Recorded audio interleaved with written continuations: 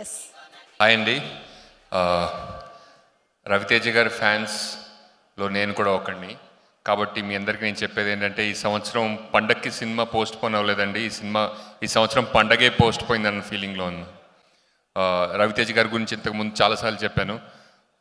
I'm a great fan of him as an actor and also him as an human being అన్నమాట. చాలా అంటే ఆయన చుట్టూ ఒక మంచి పాజిటివ్ ఆరా ఉంటుంది.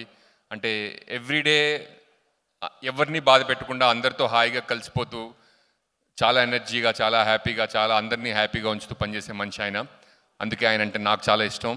అలాగే ఇదివరకు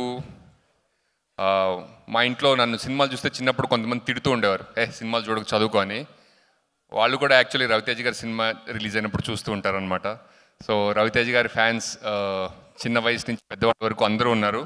సో February 9th మీ అందరికీ మంచి ఎంటర్టైన్మెంట్ అందుతుందని నా నమ్మకం. And thank you for this opportunity.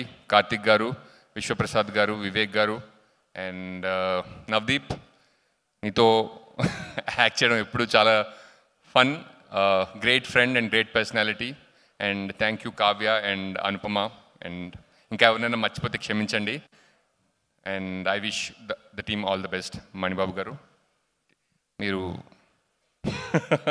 నన్ను డబ్బింగ్ ఎన్నిసార్లు పిలిచారో తెలుసా? ఇక్కడ చెప్పనులేండి. మణి గారు కార్తికేయ 2కి కూడా డైలాగ్స్ రాశారు. And now you going to listen to his dialogues on February 9th. Yes, please Mani గారు.